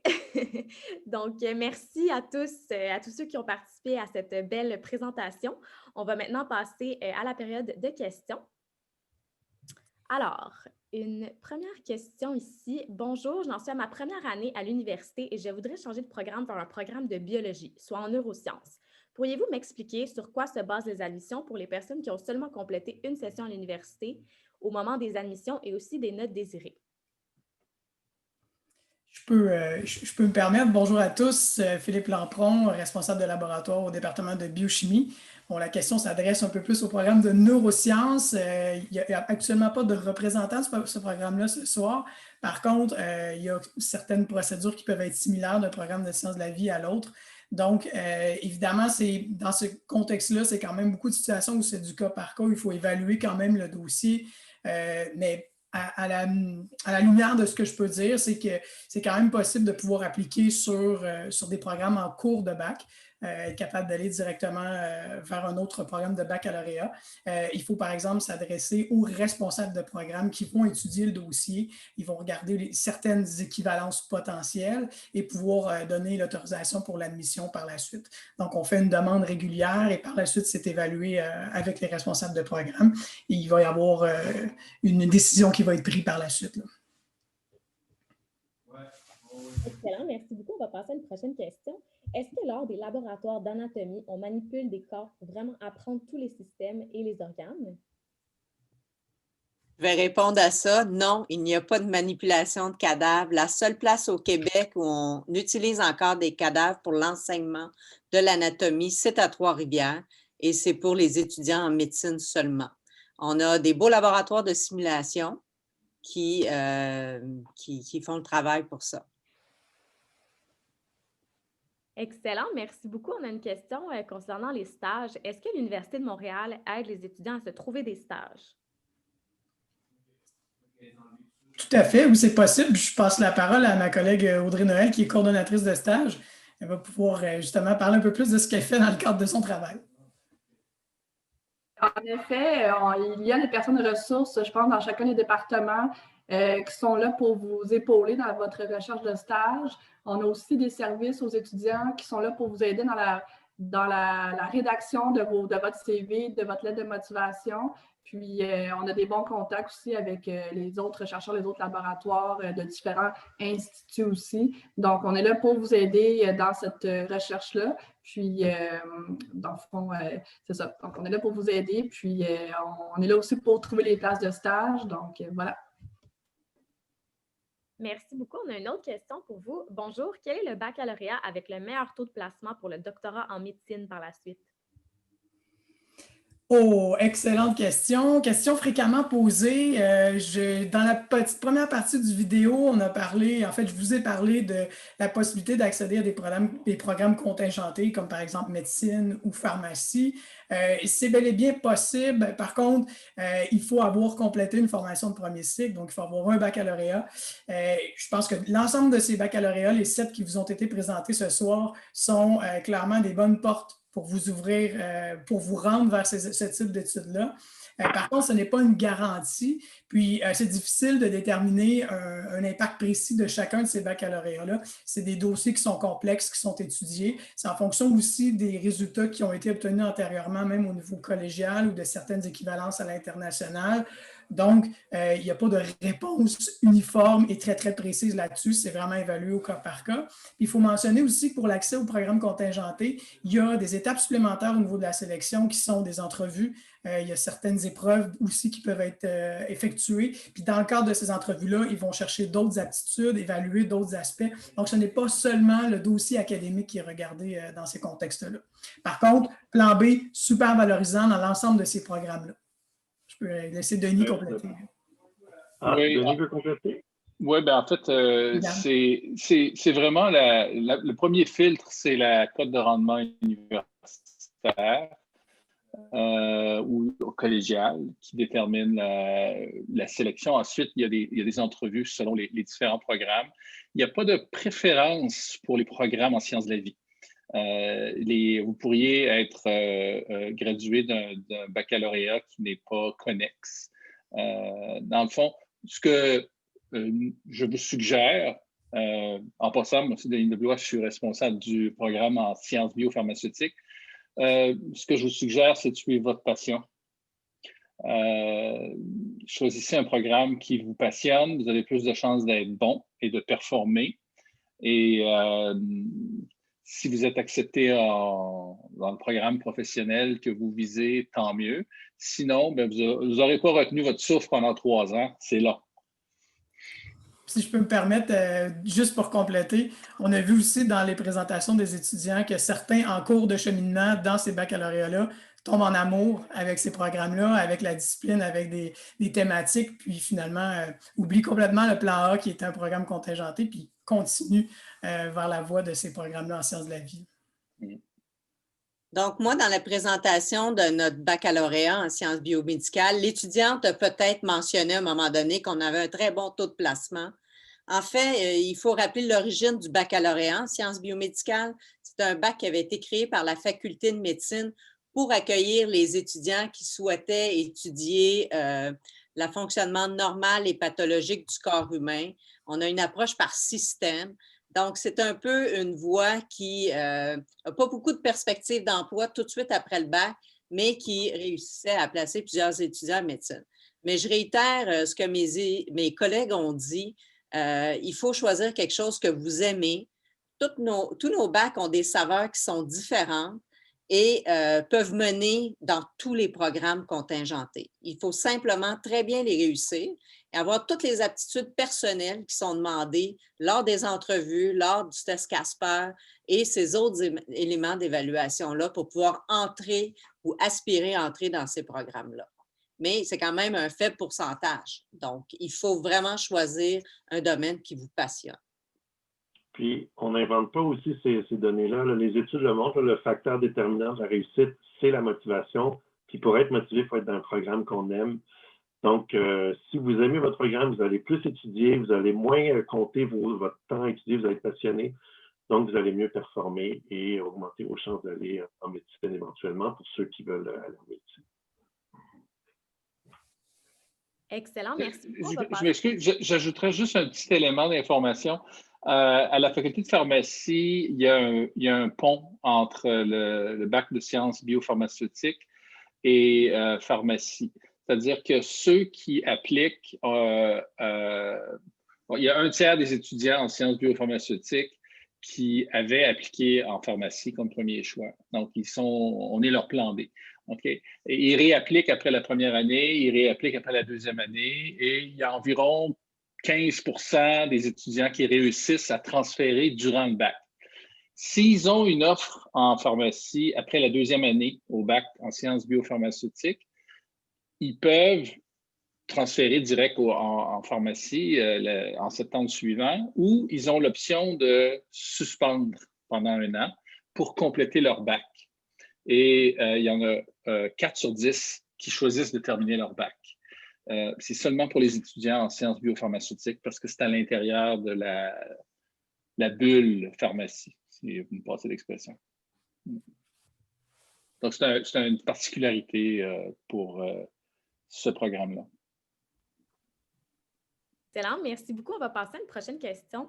Bonjour, j'hésite beaucoup entre le programme de sciences biomédicales et le programme de neurosciences. Je me demande quelle est la différence majeure entre les deux programmes lorsqu'on arrive au marché du travail. Donc, vers quoi environ ces deux programmes peuvent nous mener? Bien, neurosciences, c'est un programme qui est spécialisé. Vous allez faire des cours de neuro. Et donc, sciences biomédicales, c'est un programme qui est justement non spécialisé où vous allez toucher à tout. Donc, pour les perspectives d'emploi, je pense que les chances d'aller directement sur le marché du travail sont vraiment faibles pour les deux programmes. Et donc, ces deux programmes-là vous invitent souvent à poursuivre vos études, soit dans des diplômes d'études supérieures ou dans d'autres programmes qui sont plus contingentés. Et donc, si vous tripez sur la neuro, je vous incite à aller en neurosciences. Si vous ne savez pas trop et que vous voulez étudier différents aspects des sciences de la santé, bien, nous, sciences biomédicales, on est quand même un bon programme pour faire ça. Moi, je suis responsable du programme de sciences biomédicales, mais je suis biochimiste de formation. Alors, il faut vous rendre compte que tous nos programmes sont complémentaires. On a beaucoup de cours qui sont en commun aussi. Donc, nous, par exemple, c'est donné conjointement avec la Faculté des arts et des sciences. Et nos étudiants suivent des cours de biologie du programme du Dr Nguyen. On travaille en collaboration avec biochimie et donc, Philippe Lampron est responsable de nos laboratoires. Même chose pour micro-immuno, Transdeg est responsable de nos étudiants. Donc, il ne faut pas nous voir comme en silos séparés. On travaille vraiment ensemble pour que les étudiants aient des bonnes bases solides dans les sciences fondamentales. Et en fait, après le bac, dans les carrières qui vont s'ouvrir à vous, vous allez voir que peu importe le bac que vous aurez choisi, vous allez accéder aux mêmes emplois.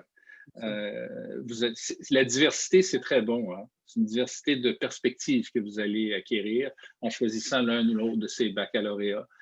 Encore une fois, suivez votre passion, il faut aimer ce que vous faites et que moi aussi, je suis biochimiste comme Audrey, puis je me retrouve en biopharmaceutique. Mais dans le fond, ça n'a plus tellement d'importance au bout de quelques années. Si je peux me permettre, moi, je suis biologiste, puis je suis en biochimie. On est tous des transfuges. Voilà. Des soucis et je suis en microbiologie. Excellent. On va passer à la prochaine question. Quel est l'intérêt du chemin Honor? Uniquement de faciliter l'accès à la maîtrise?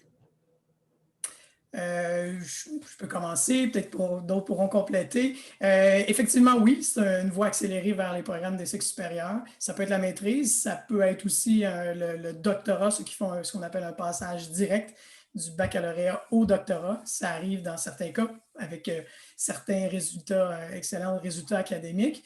C'est aussi une façon d'aller parfaire ses connaissances au niveau pratique davantage parce que vous avez un stage supplémentaire, donc beaucoup d'expérience au niveau pratique, expertise spécialisée. Vous allez choisir aussi un stage qui est dans un autre domaine que le premier stage que vous avez fait dans le contexte du programme. Donc, ça vous donne, je pense, un tour d'horizon encore un peu plus global des possibilités que vous pouvez avoir dans les sujets de recherche. Puis ça vous ouvre des portes justement vers les cycles supérieurs. Donc oui. Puis vous avez, dans le cas du programme de biochimie, vous avez à la dernière session de la dernière année, 2 cours qui sont inscrits à votre horaire, qui sont des cours de 2e cycle. Donc vous avez déjà un processus avancé et ces cours-là vont être reconnus quand vous allez embarquer dans le programme de 2e cycle. C'est aussi une mention qui se retrouve sur le diplôme. Donc c'est une reconnaissance officielle de votre performance académique dans les 5% supérieurs en général. Donc, c'est une belle porte d'entrée si vous appliquez à des bourses de recherche ou à des postes qui demandent une bonne formation en sciences. Ça, c'est universel. Hein? Dans les grandes universités américaines, il y a les programmes Honors aussi.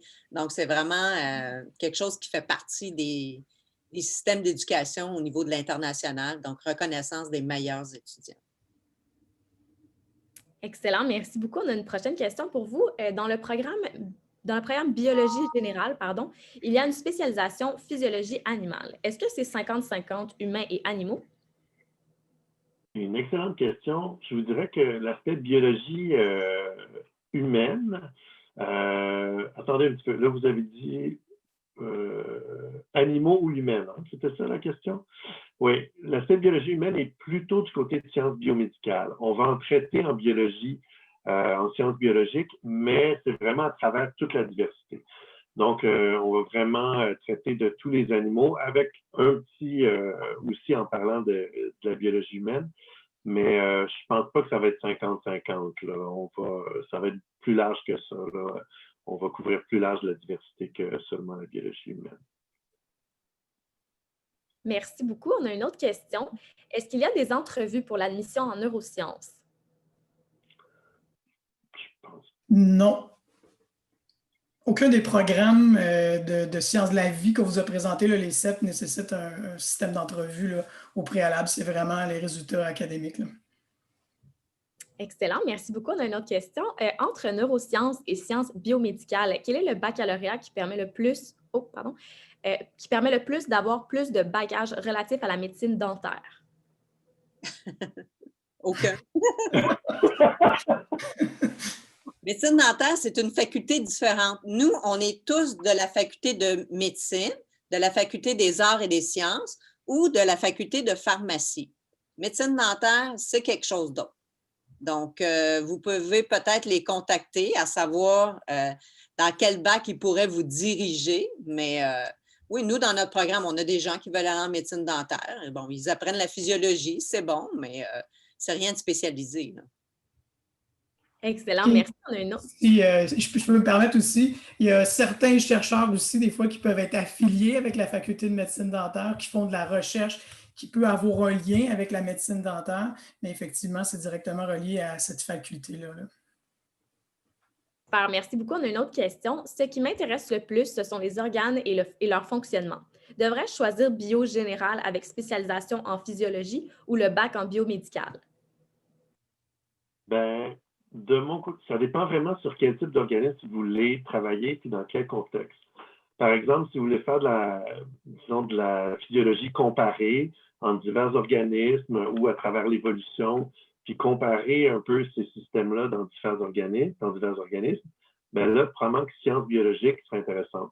Si vous voulez vraiment vous centrer sur le fonctionnement normal et pathologique d'un organe humain, puis dans un contexte de biologie humaine, bien là, sciences biomédicales serait plus adapté pour vous. Peut-être, Audrey, tu veux compléter peut-être? Non, tu as exactement bien précisé la question. C'est ça. Donc, nous, on est plus faculté de médecine. Vous êtes arts et sciences. Je pense que les étudiants devraient regarder la liste de cours de chacun de nos programmes puis voir ce qui les interpelle le plus, en fait. Super, merci beaucoup. On a une autre question. Faire une lettre de motivation est-il un plus pour entrer dans un programme ou cela ne change rien? Non. Ça ne change rien. Faites une lettre de motivation, envoyez-la à vous-même pour vous motiver à avoir des meilleures notes. C'est vraiment le critère. Tout à fait.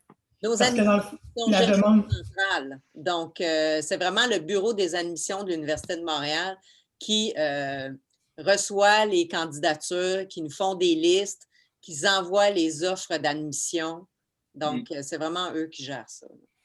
Ouais. Par contre, aux études supérieures, ça joue. Aux études supérieures, ça joue un rôle important, là, la motivation. Pas au bac, là.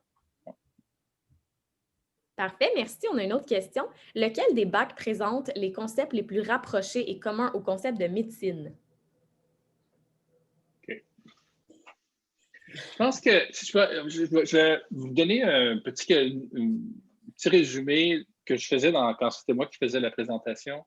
Dans la plupart si on parle de médecine, là, on parle de traitement de maladies, identification et traitement de maladies. C'est sûr que tous les programmes de bio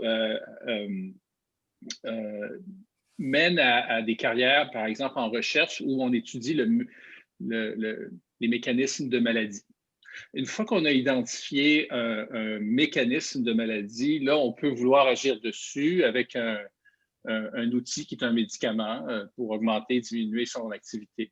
Donc, tous les programmes mènent à l'étude de la maladie humaine, de la médecine, mais la plupart sont à des étapes très précoces. Comment est-ce que le mécanisme se dérègle? Comment est-ce que l'organisme peut devenir malade? Sciences biopharmaceutiques, d'autre part, je pensais qu'Audrey tout à l'heure mentionnait qu'ils étudiaient la médecine en termes de système, système intestinal, cardiovasculaire, neurologique, etc. On voit ça immunitaire, on voit ça aussi pour neurosciences. Pour la biopharmaceutique, c'est qu'une fois qu'on a trouvé le bobo, c'est-à-dire l'erreur moléculaire qui fait que l'organisme est malade, pour trouver un médicament qui va agir dessus, là, c'est plus les compétences qu'on enseigne en biopharmaceutique. Donc, nous, on n'enseigne pas en termes de système, on enseigne en termes de cible. OK? On a un médicament, puis on cherche des maladies qui pourraient être traitées par ce médicament. Alors que dans tous les autres programmes, c'est voici une maladie et quels sont les médicaments possibles, peu importe leur mécanisme. Au bout du compte, ça revient toujours au même, mais c'est l'angle d'approche qui est un petit peu différent. Merci beaucoup. On a une autre question pour vous. Pour les gens venant d'un programme comme complément de formation ou celui de l'année préparatoire et n'ayant jamais fait de laboratoire, aurons-nous un gros désavantage lors de ceux-ci? Je ne crois pas quand même parce qu'on on est habitué en fait de recevoir des étudiants qui viennent de différentes origines, en fait particulièrement différents cursus, programmes, que ce soit au niveau collégial, des étudiants à l'international aussi. Puis la formation à la première année, on insiste beaucoup pour ramener tous les gens sur les techniques de base en laboratoire pour s'assurer que tout le monde a vraiment les conditions préalables, qu'ils comprennent les techniques là, vraiment qu'on va utiliser tout au long des autres prochains travaux pratiques tout au long du baccalauréat. Donc, on s'assure vraiment de faire une mise à niveau. C'est sûr qu'il y en a qui vont devoir travailler un petit peu plus, mais on peut donner aussi des sessions de pratique supplémentaires pour vous permettre là, d'embarquer comme il faut dans toutes ces techniques-là. Merci. On a une autre question. Peut-on passer d'un programme à l'autre si on n'est pas satisfait? Oui. Bien sûr. Oui, ça arrive. C'est permis. Puis de temps en temps aussi, on a quelques cours qu'on peut transférer d'un programme à l'autre. Tout n'est pas perdu habituellement. Là. Si vous faites une session d'un programme, vous transférez dans un autre. Souvent, les cours de première année, il y a des liens qu'on peut faire entre les différents programmes. Là. Pas pour tous, mais pour certains. Oui. C'est vrai, c'est bon ce que tu dis, Dan. Ça peut être anxiogène faire des choix de programme quand on arrive du cégep, on rentre à l'université. Sachez que vous ne vous coulez pas dans le béton, vous ne fermez pas vos portes à vie, vous avez le droit de changer, vous avez le droit d'évoluer. C'est tout à fait normal dans le parcours d'un étudiant. Mais juste un bémol. Si en cours de session, vous décidez que vous n'aimez plus ça, continuez quand même à mettre les efforts dans vos études. Parce que si vous lâchez tout à la mi-session, vous dites « Ah, c'est pas grave, j'irai même pas au finaux parce que finalement, ça ne m'intéresse pas », vous ne pourrez plus rentrer nulle part. J'ai vu quelques dossiers comme ça où la personne dit « Ah, je vais changer, de toute façon, c'est plus important ». Non, ça demeure important de compléter au moins la session dans laquelle vous êtes et après, vous pourrez changer. Là. Donc, c'est juste une petite mise au point. Juste pour vous indiquer un peu mon parcours, donc il y a très, très, très longtemps, j'ai débuté un bac en biochimie et j'ai terminé en biologie et je suis maintenant en microbiologie. Donc, tout est possible. Moi, j'ai commencé en microbiologie, j'ai switché en biochimie et je suis en biopharmaceutique. Moi, j'ai commencé en théâtre et en communication. Tout est possible. Oui.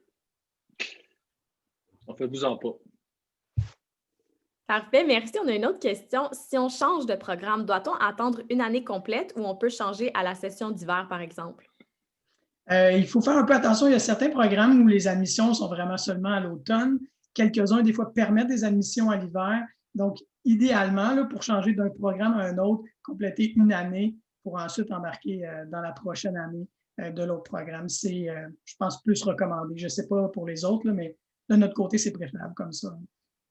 En biologie, il y a moins de place à l'hiver, donc les exigences pour l'admission c'est beaucoup plus dur d'entrer à l'hiver qu'à l'automne. On a 2-3 points de quota de différence entre l'admission à l'hiver et à l'automne.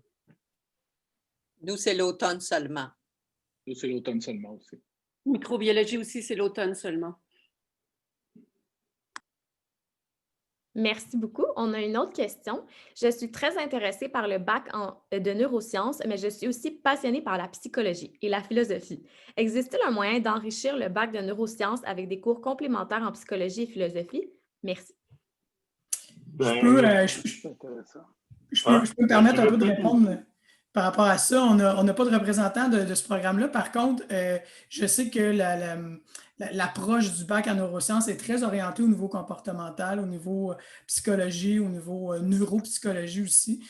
Donc oui, je suis pas mal certain qu'il y a une veine qui peut orienter le programme de baccalauréat à saveur plus psychologique.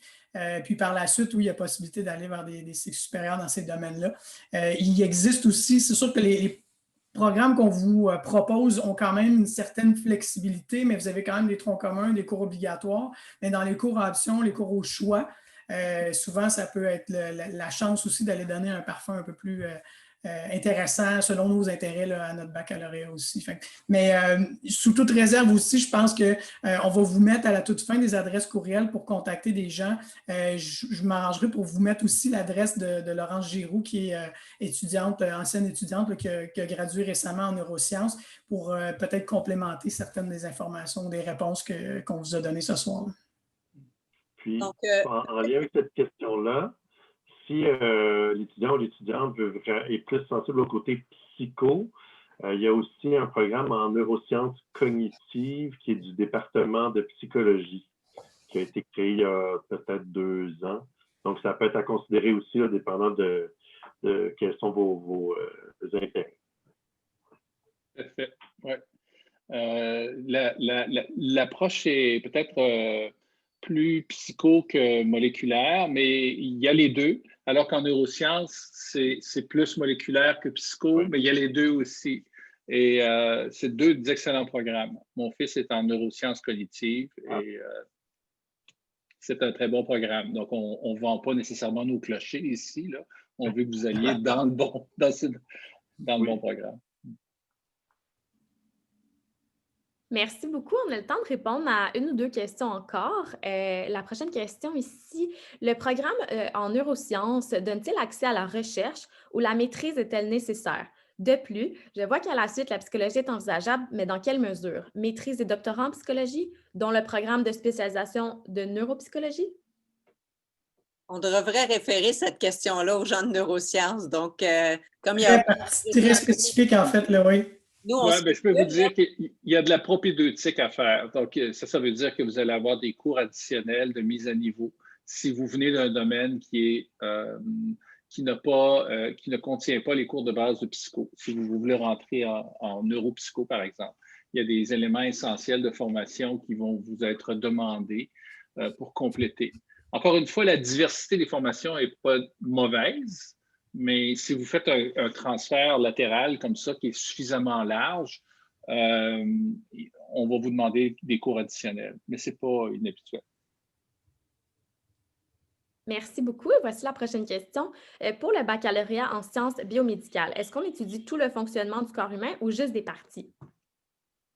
Je pense qu'on étudie tout, là, mais on étudie tout en surface et non en détail. On a des cours de microbio, mais bon, je pense que les étudiants qui sont inscrits en microbio ont une formation beaucoup plus élaborée dans ce domaine-là. Nous, c'est moins de cours, donc on étudie tout, oui, mais pas de façon très, très approfondie. Merci. Et finalement, avez-vous des recommandations de livres pour un aspirant bioinformaticien? Oui, dans le fond, je conseillerais peut-être un livre de programmation, soit un langage de programmation comme Java ou Python. Je sais qu'il existe aussi des tutoriels gratuits pour entamer ce genre d'apprentissage-là. On a également R aussi, qui est fortement utilisé dans plusieurs laboratoires et que c'est une plateforme qui est gratuite.